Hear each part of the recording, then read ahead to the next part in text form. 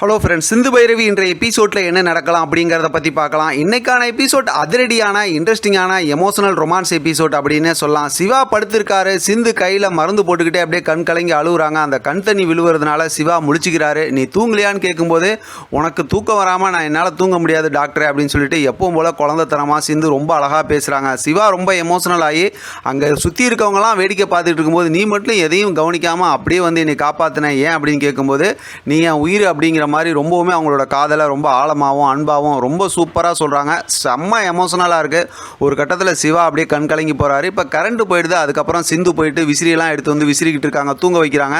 அப்படியே பார்த்தோம் அப்படின்னா காலையில் ஆயிடுது. அடுத்த நாள் காலையில் வரைக்குமே பார்த்தோம் அப்படின்னாக்கா சிந்து அப்படியே விசிறி விட்டுக்கிட்டே இருக்காங்க. இப்போ சிவா முழிச்சு கேட்குறாங்க, கரண்ட் இல்லை, அதனால் நீ கண்ணு முழிச்சிக்குவ, அதனால தான் நான் விசிறிக்கிட்டே இருந்தேன் அப்படின்னு சொல்கிறாங்க. இதெல்லாம் பார்த்து பார்த்து அப்படியே ஒவ்வொரு மூமெண்ட்லேயும் சிவா அப்படியே ரொம்ப எமோஷனல் ஆகிறாங்க. சிந்து ரொம்ப யதார்த்தமாக அவங்களோட காதலை அப்படியே சொல்லிட்டு அங்கேருந்து அப்படியே நடந்து போகிறாங்க.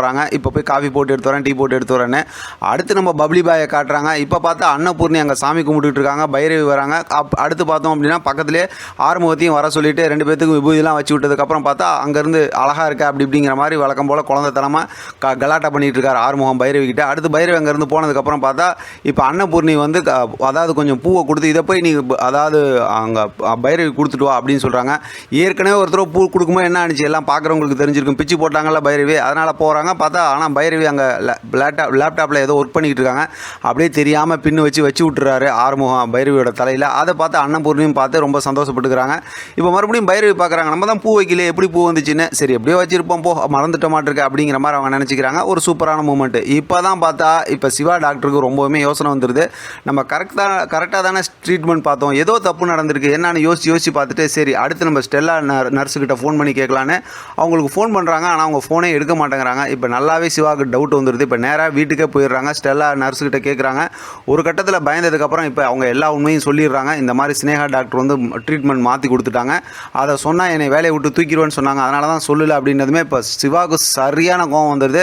நீங்கள் சிசிடிவியில் போய் பாருங்கள் அப்படின்னு சொல்லிடுறாங்க. இப்போ ஹாஸ்பிட்டலில் வந்து அங்கே வந்து ஸ்னேகாவுக்கு ஃபோன் பண்ணுறாங்க, அவங்க நம்பரும் நாட் ரீச்சபிள் இருக்குது. தேவராஜன் அவங்க அப்பாவுக்கு ஃபோன் பண்ணுறாங்க, அதுவும் நாட் ரீச்சபிள் இருக்குது. இப்போ முத்துப்பாண்டி மினிஸ்டர் முத்துப்பாண்டிக்கு நம்ம பண்ண ட்ரீட்மெண்ட்டுக்கு என்ன தான் நடந்துச்சு தெரிஞ்சுக்கணும்னு சொல்லிட்டு இப்போ நேராக போய் பார்த்தோம்னா அங்கே ரிசப்ஷனில் சொல்லிவிட்டு அடுத்து அந்த அட்மின் இருக்காங்கல்ல, அந்த சிசிடிவி கேமராலாம் பார்த்துக்கிறவங்க, அவங்கள்ட்ட போய் அந்த என்ன நாள் நடந்துச்சோ அந்த ஃப்ரைடே அந்த தேதியில் வந்து என்ன நடந்துச்சுங்கிறதெல்லாம் சிசிடிவியில் பார்க்குறாங்க.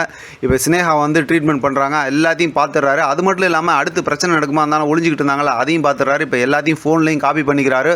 சரியான கோவத்தோடு அங்கேருந்து சிவா எந்திரிச்சு போகிறாரு. அதிரடியாக இன்றைக்கான எபிசோட் முடிச்சிருக்காங்க. எபிசோட் செம்ம இன்ட்ரெஸ்டிங்காக கொண்டு போயிட்டு இருக்காங்க. ஆதரவு கொடுங்க. இதை பற்றின உங்களோட கருத்து கமெண்ட் பாக்ஸில் தெரியப்படுத்துங்க. தொடர்ந்து ஆதரவு கொடுங்க. தேங்க்யூ ஃப்ரெண்ட், தேங்க்ஸ் ஃபார் வாட்சிங்.